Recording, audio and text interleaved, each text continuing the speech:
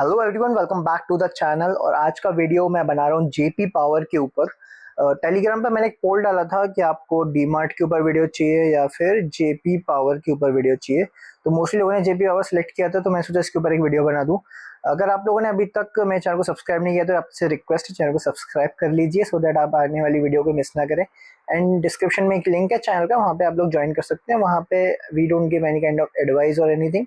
वहाँ पे सिर्फ और सिर्फ आपको मार्केट के इंसाइट्स मिलते हैं। जो नॉलेज मुझे है, जो मैंने सीखा है, उसके बेसिस पे मैं आप लोगों को वहाँ पे इन्फॉर्मेशन थोड़ा बहुत देता रहता हूँ।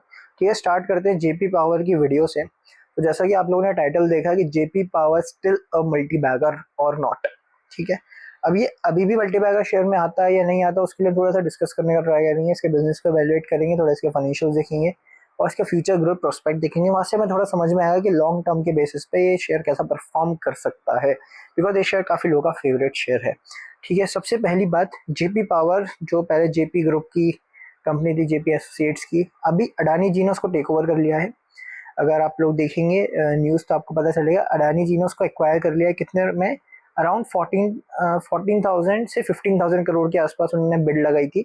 वेदांता ने भी इसकी बिड लगाई थी, वेदांता ने ज़्यादा की बिड लगाई थी, बट बिकॉज अडानी उनको बहुत जल्दी पैसा देने वाले थे, उनका टेन्योर कम था पैसा देने का, तो जेपी पावर ने अडानी के बिड को अप्रूव किया और अराउंड 14,500 करोड़ समथिंग का है, एज प्रिसाइज अगर मैं आपको बताऊं तो अभी ये जो ग्रुप है ये पूरा का पूरा अडानी जी के अंदर आ गया है, अडानी जी की कंपनी के अंदर आ गया है।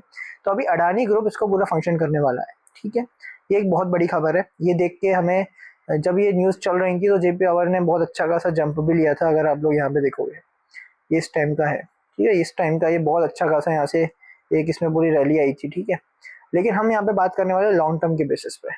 वापस से यहाँ पे आए तो प्लेन इस पे सबसे पहले हम समझ लेते हैं कि जेपी पावर का बिजनेस क्या है। इसके लिए हम चले जाते हैं स्क्रीनर पे। Jaiprakash power ventures. JP power क्या करती है? जेपी पावर 1994 में इनकॉर्पोरेट हुई थी। ये कोल माइनिंग करती है, सैंड माइनिंग करती है, production of thermal and hydro electric electricity, मतलब ये पावर जनरेशन के उसमें है। मेजोरिटी ऑफ द जो इनका बिजनेस है वो थर्मल पावर का है, हाइड्रोलिक पावर जो ये लोग जनरेट करते हैं, हाइड्रोजन पावर, उसका है। ठीक है, इनके जो प्लांट्स है वो सिंगरौली करके एक डिस्ट्रिक्ट है, वहाँ पे भी हैं, और ये सागर करके भी एक डिस्ट्रिक्ट है, वहाँ पे भी इनके काफ़ी सारे प्लांट्स है। कैपेसिटी इनकी अच्छी खासी है, यहाँ पे आप लोग देख सकते हो। तो इनका मेन बिजनेस क्या हुआ? इनका मेन बिजनेस हुआ पावर जनरेशन का, मतलब जो एनर्जी हम लोग यूज़ करते हैं, हमारा घर का इलेक्ट्रिसिटी जो होता है, वो इलेक्ट्रिसिटी ये लोग प्रोड्यूस करते हैं। ये इनका मेन बिजनेस है। ठीक है, अब अडानी जी ने इसको टेक ओवर क्यों किया? Because as you all know, Adani ji cement industry में भी हैं।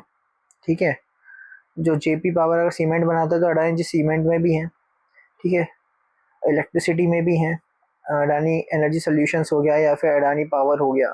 ठीक है, तो ये जो है ना, ये जितनी भी चीज़ें हैं ये इनके काम की हैं, जो ये इनको टेक ओवर करके इसके ऊपर प्रोडक्शन स्टार्ट कर सकते हैं। ठीक है, अब एक चीज़ आप लोग बहुत ध्यान से समझिएगा, ये मेरा पर्सनल एक्सपीरियंस है, जितना मैं मार्केट को जानता हूँ। I can be wrong, I can be right also, ये आप लोगों का डिसीजन है मानना। ठीक है, तो जब भी एक बड़ा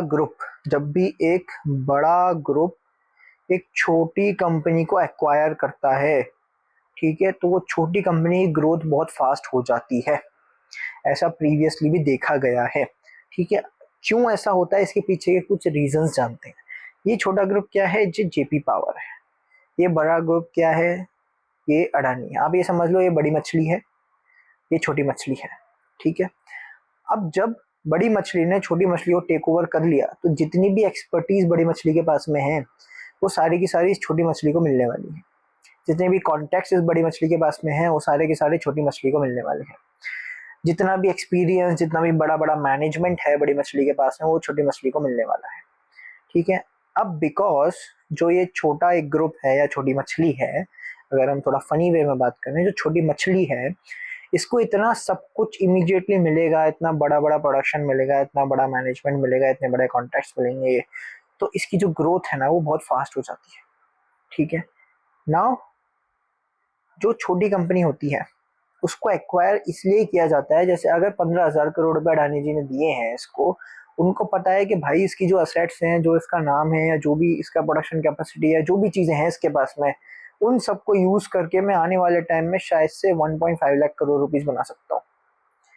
इस 15,000 करोड़ को मैं 10 टाइम्स तो कर ही सकता हूँ। ये लोग छोटी मोटी बैट नहीं लेते हैं। ये लोग ऐसा नहीं है कि 15,000 करोड़ में लिया, थोड़ा बहुत मेरा 2-5 हज़ार करोड़ का प्रॉफिट हो जाएगा तो मजा आ जाएगा। ये लोग बहुत बड़ी बैट लेते हैं और लॉन्ग टर्म की बैट लेते हैं। लोग लॉन्ग टर्म का सोचते हैं कि लॉन्ग टर्म में कितने टाइम्स में इस पर्टिकुलर पैसे को जो मैंने इसको दिया है एक्वायर करने में, मैं कर सकता हूँ।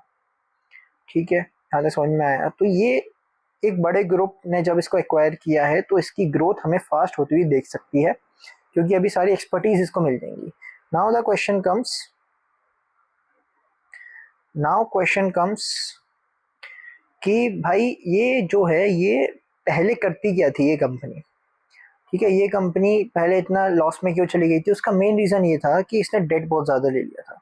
अगर आप इसकी बोरोइंग्स देखेंगे यहाँ पे, अगर आप इसकी यहाँ पे बोरोइंग्स देखेंगे ना, तो 27,000 करोड़, 32,000 करोड़, धीरे धीरे इसकी बोरोइंग्स बहुत बढ़ गई थी, बिकॉज इन लोगों ने बहुत डेट ले लिया था। डेट लेके ये लोग बहुत सारे प्लांट्स लगाने वाले थे, बिकॉज 2014 में जब मोदी जी आए थे तो हमारी एक योजना चली थी, हर घर बिजली जब योजना चली थी तो उन सारी कंपनीज ने अपना अपना एक्सपेंशन स्टार्ट कर दिया था, सो दैट वो ज़्यादा सेल कर पाए, ज़्यादा नेट प्रॉफिट हो। बट उस टाइम पे कोल का स्कैम आ गया तो इन लोग को कोल मिलना ही बंद हो गया था, तो ये लोग प्रोडक्शन ही नहीं कर पा रहे थे, तो इनका पूरा प्रोडक्शन रुक गया। अब प्रोडक्शन रुक गया तो इनकी सेल्स रुक गई तो नेट प्रॉफिट रुक गए। बट बैंक से जो पैसा लिया वो तो देना ही है। तो इसका डेट जो था वो मेन रीजन था जिनका इसका मोस्टली पैसा जाता था। जैसे कि आप इंटरेस्ट में देख सकते हो, बहुत सारा पैसा इनका इंटरेस्ट में जाता था, जो इवेंचुअली इन लोगों ने कम कर दिया। ठीक है, 32,000 करोड़ से आज की डेट में कितने बैठे हैं? 3,000 करोड़। जो भी इनकी फिक्स असेट थी इन लोगों ने सेल करना स्टार्ट की। 31,000 करोड़ से आप देख सकते हो ओनली 12,000 करोड़ रही।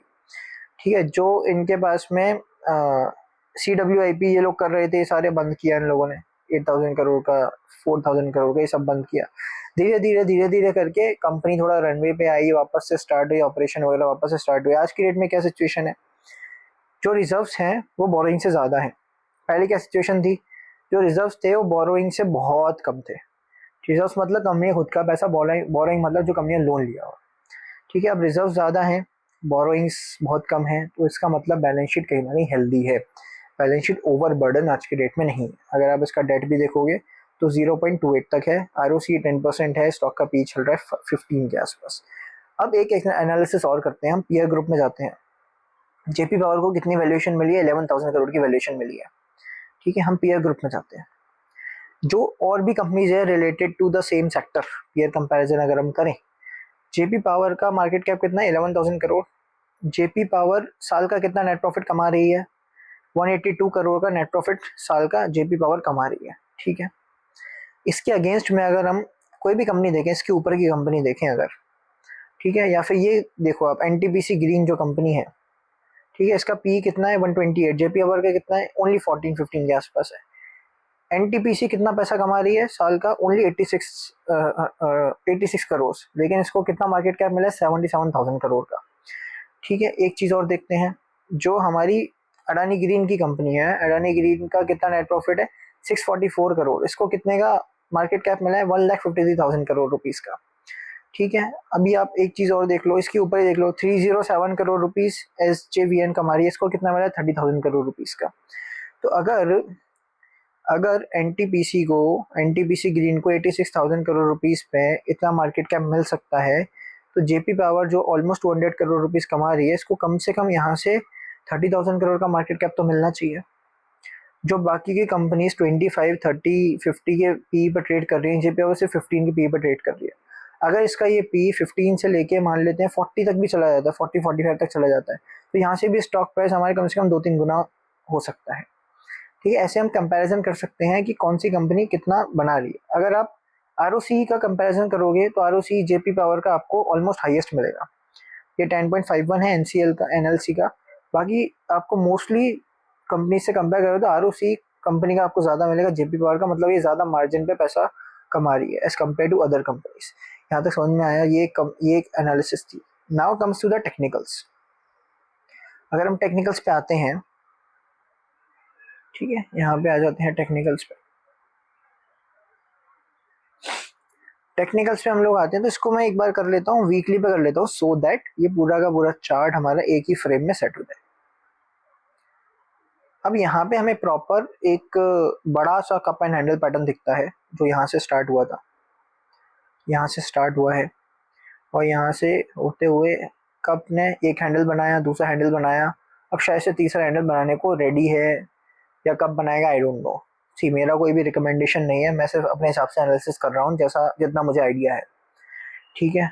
तो यहाँ से अगर ये हैंडल बनाता है, फॉर एग्जांपल अगर यहाँ से एक हैंडल बनाता है देन ब्रेकआउट देता है, ब्रेकआउट कंफर्मेशन देता है, तो इसके अकॉर्डिंग यहाँ से जो भी इसका टारगेट निकल कर आता है वो ये आता है, ठीक है, जो हमारी कप एंड हैंडल वाली स्ट्रेटेजी होती है। Now comes to another point, ये जो पर्टिकुलर कंपनी है जिस सेक्टर में है, क्या इसके आने वाले टाइम में डिमांड है? ऐसी कौन सी चीज़ है आज की डेट में जो बिना इलेक्ट्रिसिटी के चलती है? जो फ़ोन आप यूज़ कर रहे हो क्या बिना इलेक्ट्रिसिटी के चार्ज हो जाएगा, बिना पावर के? तो लैपटॉप आप यूज़ कर रहे हो बिना एनर्जी के चार्ज हो जाएगा? जो आपके घर में इस टाइम पे बल्ब जल रहा होगा बिना इलेक्ट्रिसिटी बिना पावर के क्या वो काम कर देगा? जो आपके घर में म्यूज़िक सिस्टम होगा, जो आपके घर में टीवी होगी, जो आपकी इलेक्ट्रिक व्हीकल होगी अगर आपके पास में इलेक्ट्रिक व्हीकल है तो क्या इसमें से कोई भी चीज़ ऐसी है जो बिना इलेक्ट्रिसिटी के बिना पावर के काम कर सकती है? जितना ज़्यादा हम एआई की तरफ मूव करने वाले हैं उतना ज़्यादा इलेक्ट्रिसिटी यूज़ होने वाली है, इतना ध्यान रखना। जितना ईवी गाड़ी आने वाली है उतना ज़्यादा इलेक्ट्रिसिटी यूज़ होने वाली है, ठीक है। एंड आज की डेट में ऐसा है कि रिन्यूएबल एनर्जी जो है, रिन्यूएबल एनर्जी या फिर पूरा एनर्जी सेक्टर, आज की डेट में जिस कंट्री के पास में सबसे ज़्यादा रिसोर्सेज हैं इस चीज़ के लिए, वो कंट्री कहीं ना कहीं बहुत पावरफुल मानी जाती है। तो हमारे यहाँ पे पॉलिसीज़ भी बहुत अच्छी हैं इन चीज़ों को लेकर और इन चीज़ पे गवर्नमेंट भी बहुत अच्छा खासा फोकस कर रही है। तो आने वाले टाइम में इसकी डिमांड कंटिन्यूसली बढ़ती जाएगी, इस बात का ध्यान रखना। तो ये एक छोटा सा एनालिसिस था कि कैसे हमें कंपनी को एनालाइज कर सकते हैं, उसका बिजनेस क्या था, अभी किसने टेक ओवर कर लिया, कैसे उसको हेल्प मिल सकती है और आने वाला टाइम उसका कैसा हो सकता है, फ्यूचर ग्रोथ प्रोस्पेक्ट है या नहीं। पीयर कंपैरिजन हमने किया, हमने टेक्निकल्स देखे, हमने ए टू जेड सब चीज़ें देखी ऑलमोस्ट, हमने ए टू जेड हर चीज़ देखी ऑलमोस्ट, ठीक है। तो आई होप आप लोगों को थोड़ा सा आइडिया मिला होगा कि क्या हो सकता है क्या नहीं हो सकता। अगेन ये मेरी एनालिसिस है, आप लोगों की एनालिसिस अलग हो सकती है। आप लोगों की क्या एनालिसिस है उसको कमेंट बॉक्स में प्लीज़ लिखिए, जिससे कि मुझे भी पता चले कि आप लोग क्या सोचते हैं इसके बारे में। अगर मैंने कुछ गलत बोला है तो प्लीज़ मुझे करेक्ट करिए कमेंट बॉक्स में, और उसको आप लोगों को जो भी लगता है कमेंट बॉक्स में लिखिए। और मेरा एक रिक्वेस्ट है, चैनल को सब्सक्राइब कर लीजिए और टेलीग्राम चैनल को ज्वाइन कर लीजिए, सो दैट आपको डेली के इंसाइट्स रेगुलरली मिलते रहे। मिलते हैं नेक्स्ट वीडियो में, till then see you guys.